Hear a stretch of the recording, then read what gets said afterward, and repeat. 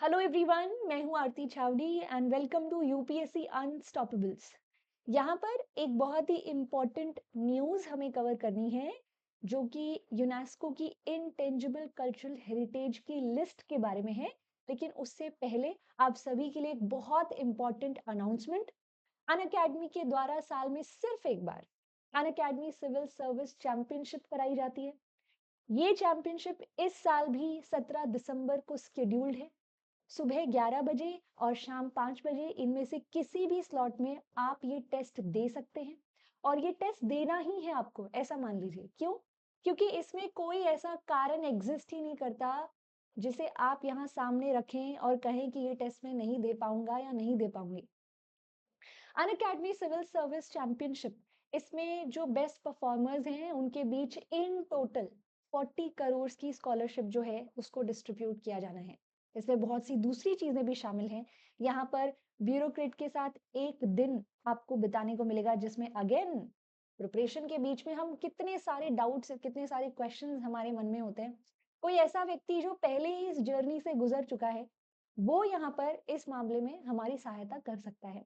इसी तरह से अन अकेडमी के एडुकेटर्स के साथ बूट कैंप में भी आप यहाँ पर उनसे मिलकर अपनी प्रॉब्लम्स उनसे डिस्कस कर सकते हैं।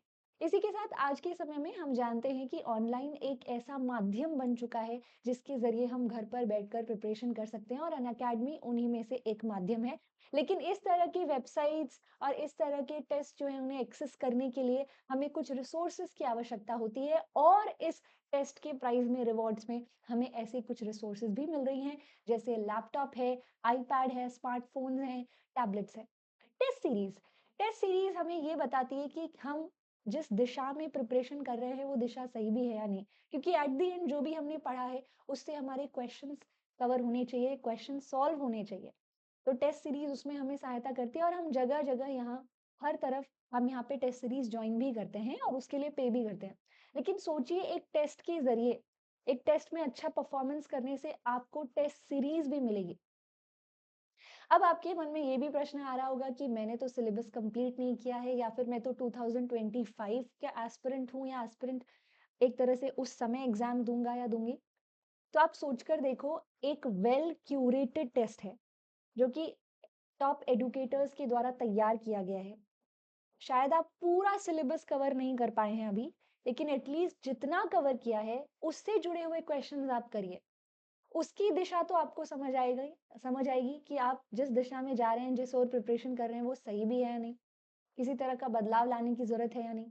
तो जिन्होंने सिलेबस कवर कर लिया है उनके लिए तो ये टेस्ट है ही, लेकिन जिन्होंने अभी पूरा सिलेबस नहीं किया है वो भी इस टेस्ट को दे सकते हैं। जैसे मैंने आपको कहा कि क्लियरली यहाँ पर कोई ऐसा कारण बचता ही नहीं है जिसे हम यहाँ पर सामने रख के ये कह दें कि टेस्ट नहीं दे सकते। इसमें जरूर पार्टिसिपेट कीजिए, चाहे आप प्रिपरेशन के किसी भी पड़ाव पर हो।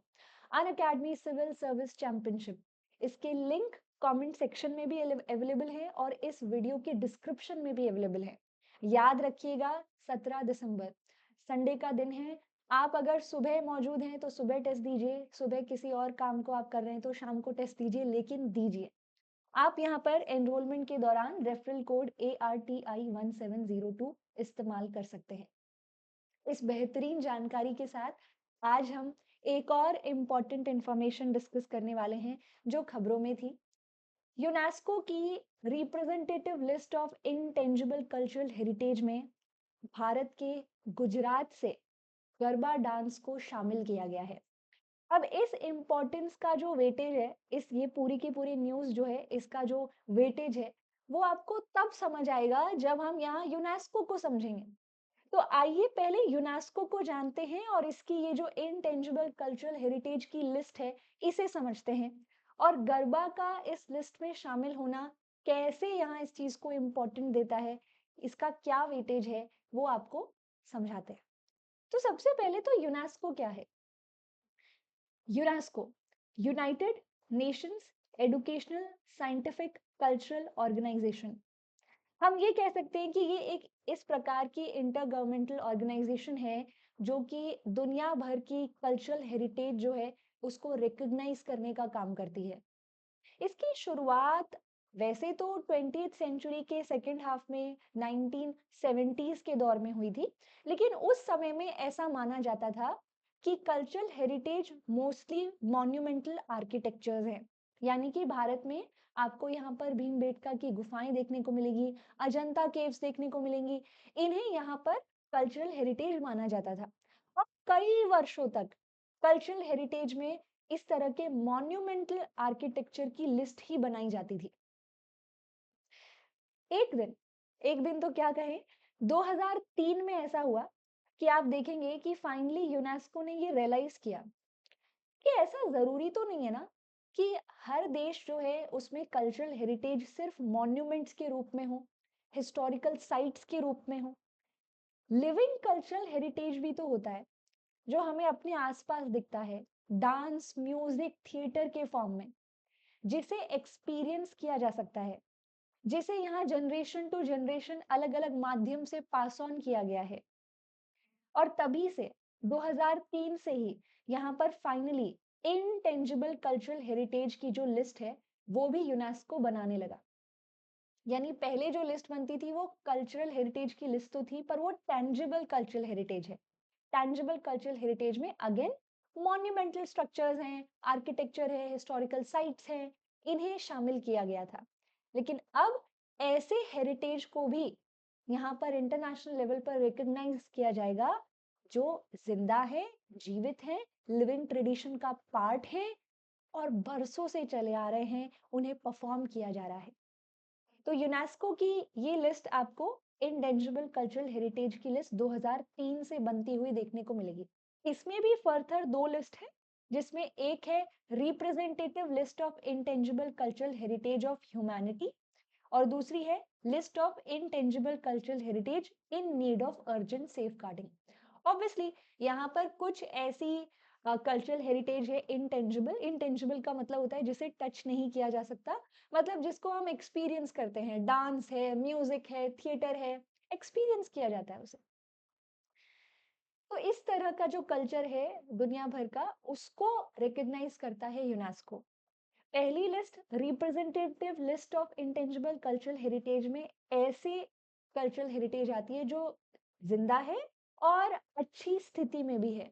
मतलब हम उसे ये नहीं कह सकते कि कुछ समय के बाद लोग उस आर्ट को डिसकंटिन्यू कर देंगे, बट कुछ ऐसे भी आर्ट फॉर्म्स हैं दुनिया भर में, भारत में, जो लुप्त होने की कगार पर है और उन्हें बचाने के लिए यहाँ पर उन्हें वर्ल्ड वाइड लेवल पर रिकॉग्नाइज करने की जरूरत है। इस तरह का रिकॉग्नाइजेशन हमें क्या हेल्प करता है, किस चीज में मदद करता है? सोचकर देखिए, बहुत सारे टूरिस्ट जो हैं वो भारत में घूमने आते हैं हर साल। वो यहाँ जब भी थिंग्स टू डू की लिस्ट बनाते होंगे तो उसमें यूनेस्को की जो वर्ल्ड हेरिटेज साइट्स हैं उनको जरूर विजिट करते होंगे और करते ही हैं। इसी के साथ अगर हम इनटेंजिबल कल्चरल हेरिटेज की बात करें तो वो ये भी कोशिश करेंगे कि गरबा जैसा नृत्य वो अपनी आंखों से देखें गुजरात विजिट करके। तो टूरिज्म जो है उसको बढ़ावा मिलता है, हम हमारे कल्चर को इम्पोर्टेंस दे रहे हैं, उस वैल्यूएबल कल्चर को जिंदा रखने की कोशिश कर रहे हैं। यूनेस्को की तरफ से भी इसमें सहायता की जाएगी, सरकार भी अलग अलग इनिशिएटिव्स लेती है इन सारे कल्चरल हेरिटेज जो है उसको प्रोटेक्ट और प्रिजर्व करने के लिए। तो यूनेस्को इस प्रकार से यहाँ काम करते हुए नजर आता है। तो रिसेंटली 7-8 दिसंबर की ही बात है, बहुत ज्यादा समय बीता नहीं है, कुछ ही दिनों पहले यहाँ पर गरबा को यूनेस्को की representative list of intangible cultural heritage में शामिल किया गया है, इंक्लूड किया गया है। ये तो बात है 2023 यानी इस वर्ष की। लेकिन गरबा से पहले भी बहुत सारे ऐसे इनटेंजिबल कल्चरल हेरिटेज हैं भारत से जिन्हें यूनेस्को की लिस्ट में शामिल किया गया। हमें ये समझना होगा कि हर दूसरे हेरिटेज या कल्चर को यूनेस्को की लिस्ट का हिस्सा नहीं बनाया जाता है। पहले भारत की तरफ से नॉमिनेशंस भेजे जाते हैं और यहाँ ऑब्वियसली एलिजिबिलिटी क्राइटेरिया है जिसके बेस पर यूनेस्को उन नॉमिनेशंस में से कुछ को चुनकर अपनी फाइनल लिस्ट का हिस्सा बनाता है। अब वो एलिजिबिलिटी क्राइटेरिया क्या होगा उसे हम एग्जाम्पल से ही समझेंगे। पहले गरबा को ही ले लीजिए। गरबा इतने वर्षों से परफॉर्म किया जा रहा है, पर इसकी खास बात क्या है कि ये इवॉल्व भी हुआ है। इसमें जिस प्रकार का डांस है, जिस प्रकार का म्यूजिक है, उसमें हम इवोल्यूशन देखते हैं। गरबा वैसे तो गुजरात से है, लेकिन अब ये सिर्फ गुजरात तक सीमित नहीं है, बल्कि आपको ये दूसरे स्टेट्स में भी देखने को मिलेगा। गरबा गरबा गुजरात से जन्म ले रहा है, लेकिन बाकी एरियाज में भी समय के साथ साथ फैलता चला गया। आज नवरात्रि के समय में आपको गरबा, डांडिया जैसी परफॉर्मेंसेस देखने को मिलेंगी। इसे सीखा भी जाता है, इसके अपने बेहतरीन मूव्स भी हैं, और सबसे बेस्ट तरीका इसका सीखने का जो माना गया है वो है ऑब्जर्वेशन। ऑब्जर्वेशन के जरिए भी बहुत सारे लोग इस नृत्य को सीख पाते हैं। तो गरबा यूनेस्को की लिस्ट में शामिल हुआ है। पर इसके अलावा भी बहुत सारे यहाँ पर दूसरे कल्चरल हेरिटेज है, उनको भी देखेंगे। जैसे जब यहाँ पर शुरुआत हुई थी 2003 में, तो 2003 से इस कन्वेंशन की शुरुआत हुई, मतलब ये लिस्ट बननी शुरू हो गई थी इनटेंजिबल कल्चरल हेरिटेज की। लेकिन हमारे भारत से 2008 में पहली बार यहाँ पर दो कल्चरल हेरिटेज थी जिनको यूनेस्को की लिस्ट का हिस्सा बनाया गया था, जैसे कोड़ी आट्टम। आट्टम मतलब डांस।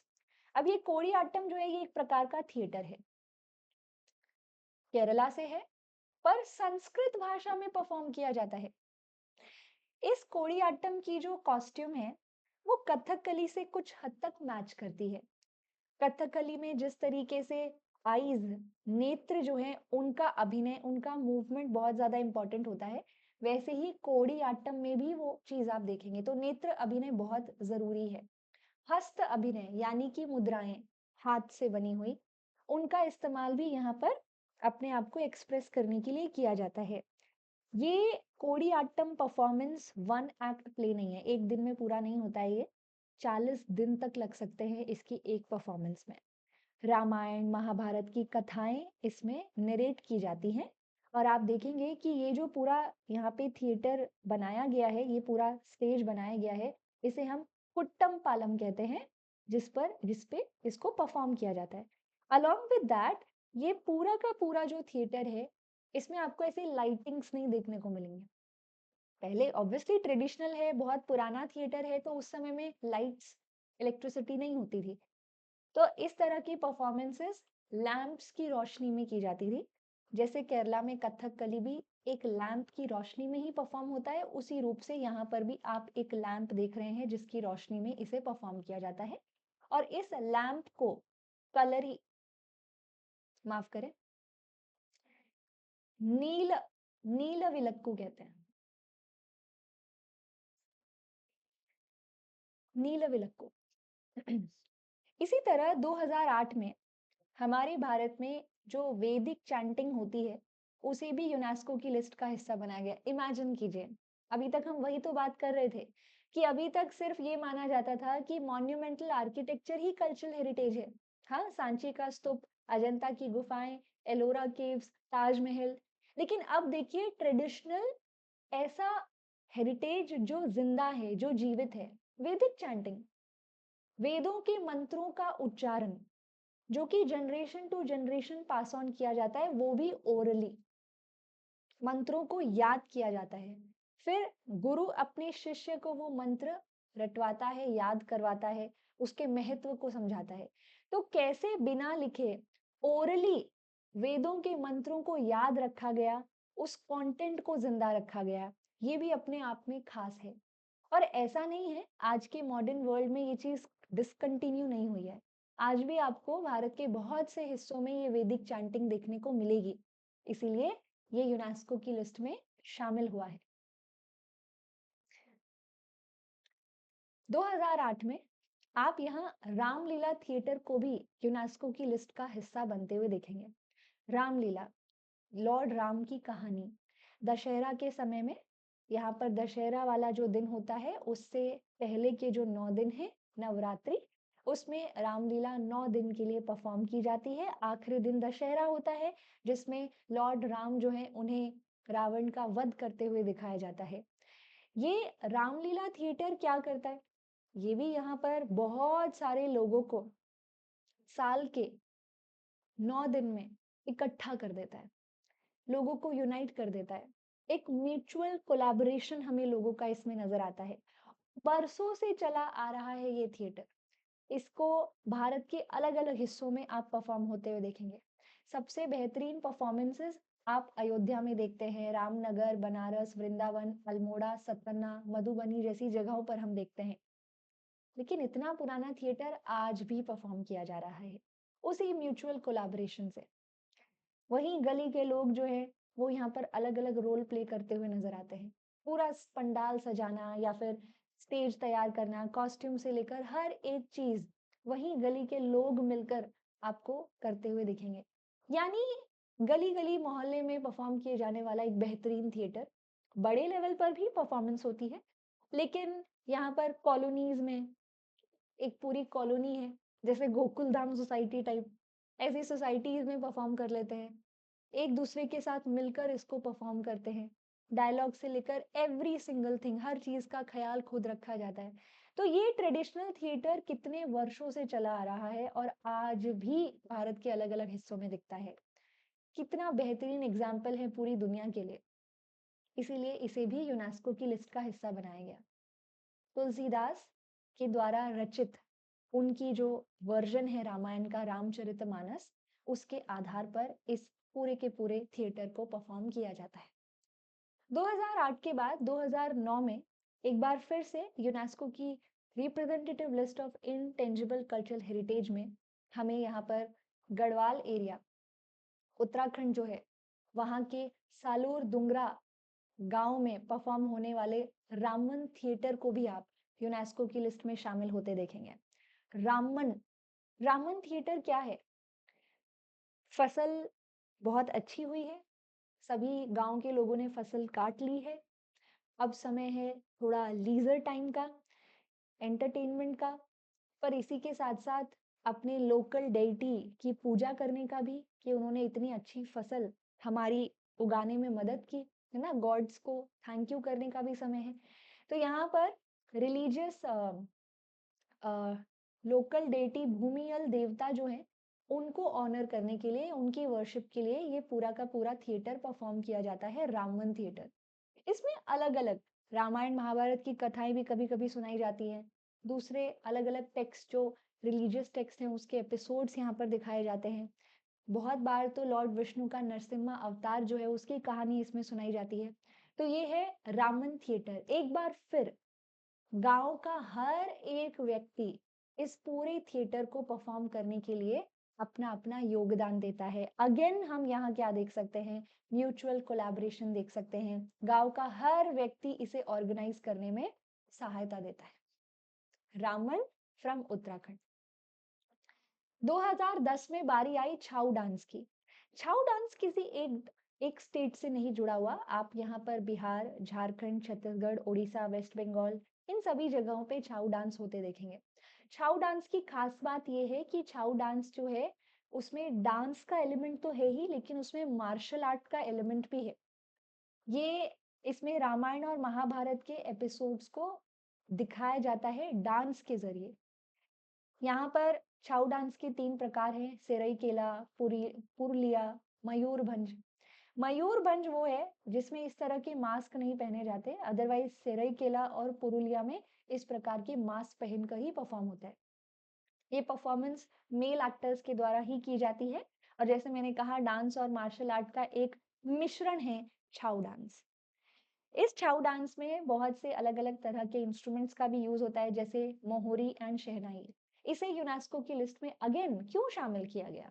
क्योंकि ये भी एक ऐसा जिंदा कल्चर है, हेरिटेज है, जिसे जनरेशन टू जनरेशन गुरु शिष्य परंपरा के तहत आगे पहुंचाया गया है, आगे ट्रांसफर किया गया है। 2010 के बाद, यहाँ पे 2010 में ही माफ करें, एक और डांस, फोक डांस यूनेस्को की लिस्ट में शामिल हुआ था, कालबेलिया। जब हम राजस्थान जाते हैं तो वहां पर हमें स्नेक हैंडलर्स या स्नेक चार्मर्स देखने को मिलते हैं, जो कि सांप पकड़ा करते थे और काफी बार स्नेक का, सांप का डांस भी दिखाते थे। तो यहाँ राजस्थान में ये जो स्नेक हैंडलर्स हैं, स्नेक चार्मर्स हैं, इन्हें हम कालबेलिया कम्युनिटी कहते हैं और इनके द्वारा भी एक डांस परफॉर्म किया जाता है जो कालबेलिया नाम से ही प्रसिद्ध है। इसमें आप दोनों पुरुष और महिलाएं दोनों का रोल देखेंगे, जहां पुरुष इस प्रकार के इंस्ट्रूमेंट को बजाते हुए दिखेंगे जिसे हम पुंगी कहते हैं, और खांजरी भी बजाई जाती है जो एक प्रकार का हम कह सकते हैं चिम्बल्स होते हैं। झांझरी है, पुंगी है, इस तरह के इंस्ट्रूमेंट्स यहाँ पर ये पुरुष बजाते हुए दिखते हैं। तो वहीं महिलाएं जो होती हैं वो इस तरह की वाइब्रेंट ड्रेस पहनकर, जिसमें जो पैटर्न्स और डिजाइन्स हैं वो स्नेक की स्किन को दिखाते हैं, आउटर कवरिंग को दिखाते हैं, इस तरह की वाइब्रेंट कॉस्ट्यूम पहनकर इस इतने बेहतरीन पोजेस के साथ डांस करती हैं, जैसे वो स्नेक के मूवमेंट को दिखा रही हो, स्नेक कैसे लहराते हुए चलता है, उसी तरीके से जो परफॉर्मर है, कालबेलिया परफॉर्मर्स हैं, वो यहाँ पर डांस करती हैं और पोजेस करती हैं। तो ये कालबेलिया डांस भी again generation to generation transfer किया गया है। डांस के साथ साथ इस इंस्ट्रूमेंट को बजाने का तरीका और इस डांस से जुड़े हुए म्यूजिक को भी ट्रांसमिट किया गया, एंड इसीलिए ये बना यूनेस्को की लिस्ट का हिस्सा। एक और खास बात थी इसमें, अब मॉडर्न वर्ल्ड में हम आगे बढ़ रहे हैं, लेकिन इस कम्युनिटी ने अभी भी अपनी जो आइडेंटिटी थी उसको बरकरार रखा, उसे जिंदा रखा। 2010 में एक और केरला का थिएटर, डांस ड्रामा कह सकते हो आप, मोडीयेट्टू भी यूनेस्को की लिस्ट में शामिल हुआ है। मोडीयेट्टू की खास बात यह है कि इसका जो थीम है उसमें गॉडेस काली को दरिक नाम के राक्षस का वध करते हुए दिखाया जाता है। फिर वही बातें हैं, फसल अच्छी हुई है, फसल काट ली गई है गांव के लोगों ने, और अब वो सभी यहाँ पर मंदिर में इस थिएटर के लिए इकट्ठा हो गए हैं। तो ये थिएटर यहाँ पर परफॉर्म किया जाएगा। इस थिएटर में हम देखते हैं कि जो परफॉर्मर्स होते हैं वो कुछ दिन फास्ट रखते हैं, प्रेयर्स करते हैं, पहले अपने आप को प्योरीफाई करते हैं, उसके बाद इस थिएटर को परफॉर्म करते हैं। बल्कि मंदिर के फ्लोर पर इस तरह की बड़ी सी रंगोली भी बनाई जाती है। आप कह सकते हैं एक बड़ी सी इमेज बनाई जा रही है गॉडेस काली की, इसे हम कालम कहते हैं, और बहुत सारे कलर्ड पाउडर से इसको बनाया जाता है। ये भी एक तरह का डांस ड्रामा है, अगेन जिसे generation to generation pass on किया गया है, और गांव के सभी लोग मिलकर इस पूरे थिएटर को परफॉर्म करते हैं। ऑडियंस भी है, परफॉर्मर्स भी हैं, लेकिन एक थिएटर को अंजाम देने के लिए एवरी सिंगल थिंग, क्या क्या चीजें होती हैं थिएटर में, स्टेज तैयार करना है, कॉस्ट्यूम्स है, मेकअप है, सॉन्ग, म्यूजिक, इंस्ट्रूमेंट्स, उसमें सब गांव वाले एक साथ लग जाते हैं। तो मोडिहिट्टू भी यहाँ म्यूचुअल कॉपरेशन का एक बहुत अच्छा नमूना है। हम सब सोसाइटी, समाज का हिस्सा है। समाज के इतने सारे लोग एक साथ मिलकर एक थिएटर को वर्षों से परफॉर्म कर रहे हैं, तो ये अपने आप में सराहनीय है और इसको रिकग्नाइजेशन तो मिलनी ही चाहिए थी, और इस वजह से ये यूनेस्को की लिस्ट का हिस्सा भी बना। कुछ फैक्चुअल जानकारी यहाँ पर, भगवती काऊ, ये जो शब्द है ये उन मंदिरों के लिए किया जा रहा है यूज जो कि गॉडेस काली के मंदिर है। इसे अलग अलग गांव में यहाँ पर गॉडेस काली के जो मंदिर हैं उनके लिए भगवती काऊ शब्द यूज हो रहा है। यहाँ बहुत सारे गांव हैं जो इन नदियों के पास मौजूद हैं, और उन्हीं गांव में ये परफॉर्म होता है, जैसे कि Chalakudy Puzha, Periyar, Muvattupuzha. Again mutual cooperation, collective participation का एक बेहतरीन एग्जाम्पल।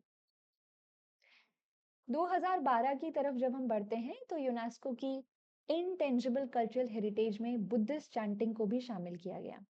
जब हम लद्दाख की तरफ चलते हैं, लद्दाख की तरफ जाते हैं, तो वहां पर हमें बहुत सारे बुद्धिस्ट मोनेस्ट्रीज देखने को मिलती है। लद्दाख ऐसा हिस्सा है जहां पर बुद्धिज्म के दो स्कूल्स आपको नजर आएंगे, एक तरफ है महायान बुद्धिज्म और दूसरी तरफ वज्रयान बुद्धिज्म। वज्रयान बुद्धिज्म के भी बहुत सारे सेक्ट हैं, जैसे कि नाइग्मा, कग्युड, शाक्य, गेलुक। इनकी जब हम बात करते हैं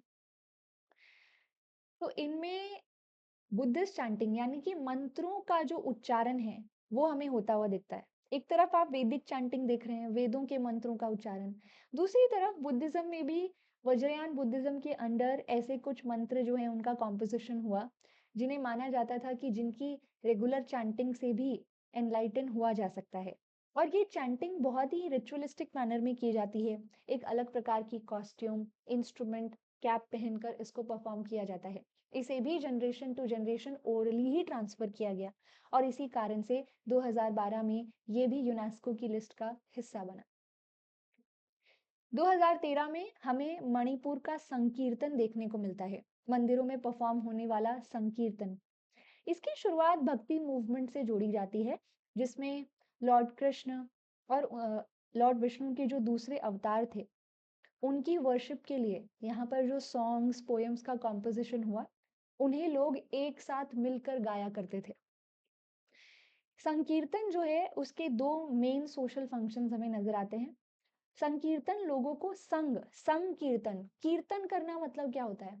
कीर्तन करना मतलब वर्शिप करना, गॉड की पूजा करना। संकीर्तन मतलब संग में, एक साथ मिलकर। तो हम क्या देख रहे हैं? संकीर्तन लोगों को करीब लाता है, एक साथ लोगों को इकट्ठा करता है। सब पूरे साल अपना अपना काम करते रहते हैं, लेकिन संकीर्तन जो है वो लोगों को इकट्ठा करता है। सब यहाँ पर नाच गाना करके संकीर्तन करते हैं, लॉर्ड विष्णु की वर्शिप करते हैं। और इसी के साथ साथ एक इंडिविजुअल का अपनी कम्युनिटी से क्या रिलेशन है, उसे भी संकीर्तन इस्टेब्लिश करता है।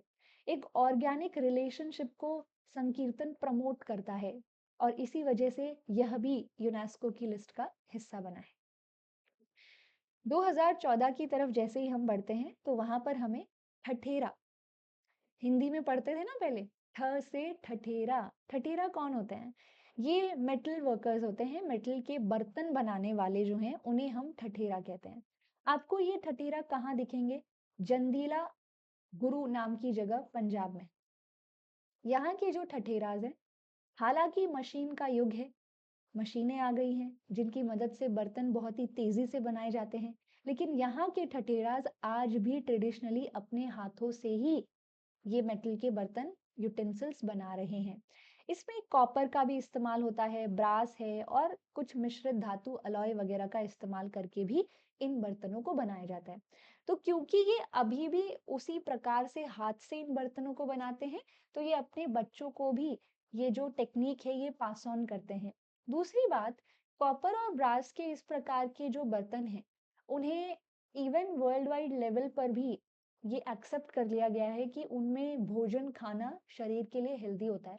आपने यहाँ पर शायद खुद भी किया हो और अपने घर में किसी को करते भी देखा हो कि कैसे वो कांसी के लोटे में या फिर ग्लास में रात को पानी भर के अगले दिन पीते हैं, तो शरीर जो है वो स्वस्थ रहता है। तो इसके हेल्थ बेनिफिट्स भी हैं।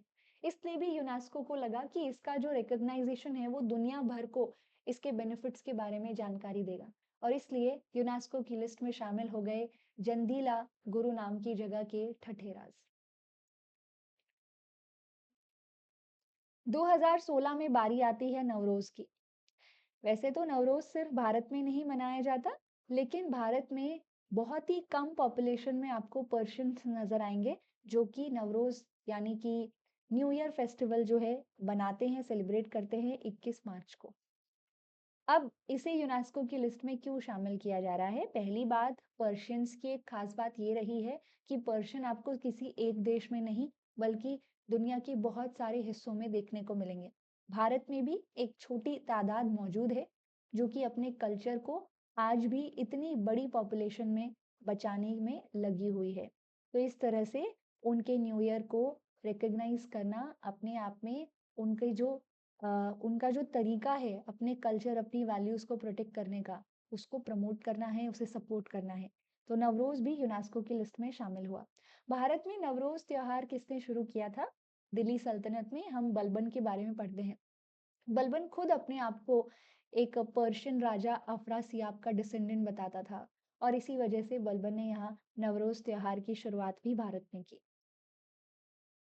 2016 में ही योग योग फिलॉसफी की शुरुआत भारत में ही हुई। Patanjali was the greatest propounder expounder of this philosophy. पहले ये सिर्फ एक फिलॉसफी थी जो कहती थी कि अगर हमें वाकई में गॉड से कनेक्ट होना है, गॉड के साथ यूनिफाई होना है, क्योंकि योग शब्द का मतलब ही यूनियन होता है, तो अगर हमें गॉड से यूनिफाई होना है तो हमें खुद से यूनिफाई होना होगा, अपने आप से यूनाइट होना होगा, क्योंकि गॉड के जो अंश हैं वो हम सब में शामिल हैं, मौजूद हैं अलग अलग तरीके से। योग में ब्रीथिंग प्रैक्टिसेस, आसन्स, ये सब शामिल थे। यही तरीका था यूनाइट का, यूनियन का, जो कि पतंजलि ने प्रोपाउंड किया था। और समय के साथ ये भी पता चला कि कैसे ये जो प्रैक्टिसेस हैं ये माइंड और सोल को स्वस्थ रखती हैं, और इसी वजह से दुनिया भर को भी इसके बेनिफिट समझ आए। तब यूनेस्को ने भी योग को यूनेस्को की लिस्ट का हिस्सा बनाया, और यहाँ पर आप देखते हैं कि योग 2016 में यूनेस्को की लिस्ट का सिर्फ हिस्सा नहीं बना, बल्कि आज दुनिया भर में इंटरनेशनल योगा डे भी सेलिब्रेट किया जाता है। कमेंट सेक्शन में आप बताएंगे कि वो कब किया जाता है। इसे भी गुरु शिष्य परंपरा के तहत आगे पहुंचाया गया है, क्योंकि ऑब्वियस सी बात है कि हर कोई योग नहीं कर सकता है, योग सीखना पड़ता है या किसी से सीखना पड़ता है, क्योंकि इसमें भी पोस्चर्स हैं, ब्रीथिंग प्रैक्टिसेस सही होनी चाहिए। ठीक है, जैसे आप जिम जाते हैं और हर इक्विपमेंट का अपना एक पोस्चर है, उसी में उसको यूज किया जा सकता है। ठीक है, अदरवाइज शरीर के गलत हिस्से पर प्रभाव हो जाता है। ठीक है, गलत प्रभाव हो जाता है। ऐसे ही योग के साथ भी है, योग में जो ब्रीथिंग प्रैक्टिसेस हैं, आसन हैं, प्राणायाम्स हैं, उनका भी सही तरीका है जो सीखना पड़ता है। इसीलिए गुरु शिष्य परंपरा के तहत इसे भी जनरेशन टू जनरेशन ट्रांसफर किया गया है। जैसे ही हम 2017 की तरफ बढ़ते हैं, तो हमें कुंभ का मेला, जो दुनिया का सबसे बड़ा मेला है, जिसमें यहाँ पर हम कहते हैं कि मतलब दुनिया भर में इतनी बड़ी पब्लिक गैदरिंग कहीं नहीं देखी गई जो कुंभ के मेले में देखी जाती है, जिसमें गंगा स्नान किया जाता है। 4 वर्ष में एक बार होने वाला ये कुंभ का मेला इलाहाबाद, हरिद्वार, उज्जैन और नासिक में होता है। एक साथ नहीं, एक बार इलाहाबाद में, फिर अगले 4 साल बाद हरिद्वार में, फिर अगले 4 साल बाद उज्जैन में, ऐसे रोटेशन में होता है। और करोड़ों की तादाद में लोग कुंभ के मेले में हरे यहाँ पे गंगा स्नान जो है उसके लिए पहुंचते हैं। तो इस तरह से आपको ये कहानी देखने को मिलेगी। अ, ऐसा माना जाता है, मतलब कि गंगा में स्नान करना पाप धो देता है। इलाहाबाद और हरिद्वार में तो आपको गंगा देखने को मिलेगी। उज्जैन और नासिक में वो कौन सी नदियां हैं जिनके पानी को शुद्ध माना जाता है, वो आप कमेंट सेक्शन में बताएंगे, जिसके पास आप कुंभ के मेले को होता देखते हैं। तो इतनी बड़ी गैदरिंग, और वो भी एकदम पीसफुल मैनर में, दुनिया भर में कहीं नहीं होती। इसको भी रिकॉग्नाइज किया जाना चाहिए था, और इसे किया भी गया 2017 में। कुंभ के मेले के बाद हम यहाँ पर देखते हैं दुर्गा पूजा। 2021 में दुर्गा पूजा को भी यूनेस्को की लिस्ट का हिस्सा बनाया गया। 10 दिनों तक चलने वाला ये जो त्योहार है, ये न कि सिर्फ वेस्ट बंगाल में आपको देखने को मिलेगा, बल्कि अब तो भारत के अलग अलग हिस्से में भी हमें नजर आता है। और यही नहीं, वेस्ट बंगाल में रहने वाले बंगालीज अब दुनिया भर में जगह जगह फैले हुए हैं। तो वो दुनिया के जिस भी हिस्से में फैले हैं, वो इस त्योहार को बहुत धूमधाम से सेलिब्रेट करते हैं।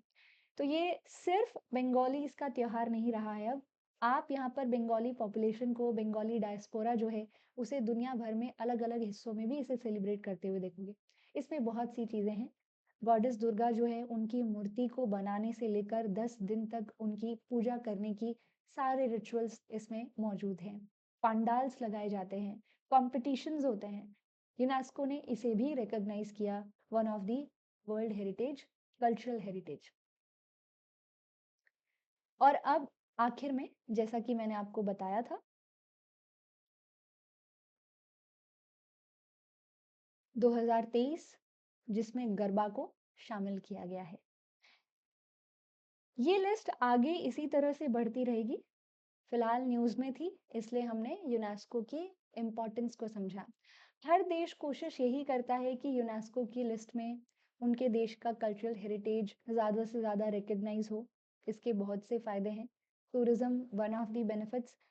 ऑब्वियसली सरकार भी यहाँ पर इस तरह के आर्ट को कंजर्व प्रिजर्व करने के लिए कदम उठाती है। लेकिन और कौन कौन से बेनिफिट्स हैं, वो भी आप कमेंट सेक्शन में जरूर बताएं। इसी के साथ जो एक महत्वपूर्ण जानकारी मैं लेकर आप सबके सामने मौजूद हुई थी, प्रकट हुई थी, मैं कह सकती हूँ, अनअकैडमी सिविल सर्विस चैंपियनशिप, इसमें जरूर पार्टिसिपेट कीजिए, चाहे आप अपने प्रिपरेशन के किसी भी लेवल पर हो। आपको पार्टिसिपेशन करना ही होगा, करना ही चाहिए बल्कि। इसके साथ कुछ अन्य जानकारी मैं आप सभी को देना चाहूंगी। अनबॉक्स ये एक 2023 वापस आ गया है। अनअकैडमी प्लस का सब्सक्रिप्शन 50% डिस्काउंट में प्लस 12 मंथ्स एक्सटेंशन, मतलब पूरे 1 साल का एक्सटेंशन आपको मिलता है। यहाँ पर प्राइजेस ड्रॉप हो गए हैं। अगर आप 2024 फिल्म्स के लिए 6 मंथ्स का यहाँ पर सब्सक्रिप्शन लेते हैं तो आप यहाँ पर ले पाएंगे इसको 25,000 में। 2025 18 मंथ्स का सब्सक्रिप्शन जो है वो आप 47,449 में ले पाएंगे। बाकी इससे जुड़ी हुई जो डिटेल्स हैं वो आपको डिस्क्रिप्शन बॉक्स में मिल जाएगी। सब्सक्रिप्शन से रिलेटेड कोई भी और डाउट है तो आप इस नंबर पे भी कॉल कर सकते हैं। सब्सक्रिप्शन लेते समय रेफरल कोड आप ARTI1702 का इस्तेमाल कर सकते हैं। इसके अलावा रफ्तार बैच जो है, जो कि 6 दिसंबर से शुरू हो गया है, मंडे टू सैटरडे, आप इसे भी ज्वाइन कर सकते हैं। अगर आपको रिवीजन की ज़रूरत है तो भी आप ये रफ्तार बैच ज्वाइन कर सकते हैं। इस रफ्तार बैच के ज़रिए आप अभी भी 2024 एग्ज़ाम को देने की सोच रहे हैं तो भी आपके ये काम आएगा। तो आप इसे 16,800 में ले सकते हैं। फाउंडेशन बैच जो 2025 को टारगेट करेगा वो भी 8 दिसंबर से शुरू हो गया है। आप इसे भी एनरोल कर सकते हैं। अभी बिल्कुल सही समय है, यही सही समय है बल्कि, क्योंकि 1.5 वर्ष का जो हमारा प्रिपरेशन इन जनरल होता है उसकी यही शुरुआत, यही समय सबसे सही माना जाता है जिसमें आप बहुत ही एफिशिएंट मैनर में सिलेबस का हर हिस्सा जो है उसको कवर कर सकते हैं। तो ज़रूर एनरोल कीजिए 2025 के एस्पिरेंट्स, ये करेक्ट टाइम है एनरोलमेंट्स का। इसी के साथ साथ अगर आपका इस वर्ष मेंस क्लियर हो गया है तो अनअकैडमी के द्वारा फ्री लास्ट माइल यानी कि इंटरव्यू गाइडेंस दी जाती है। अगर आपका यहाँ पर मेंस क्लियर हुआ है तो बिल्कुल आप अनअकैडमी, मतलब इस पर्टिकुलर वीडियो जो है इसके नीचे इससे रिलेटेड भी डिस्क्रिप्शन में लिंक मौजूद है, वहां पर जाके एक फॉर्म फिल करके लास्ट माइल का हिस्सा बन सकते हैं। So that is it for today. Thank you so much. मिलते हैं अगले सेशन में कुछ और नई जानकारी के साथ।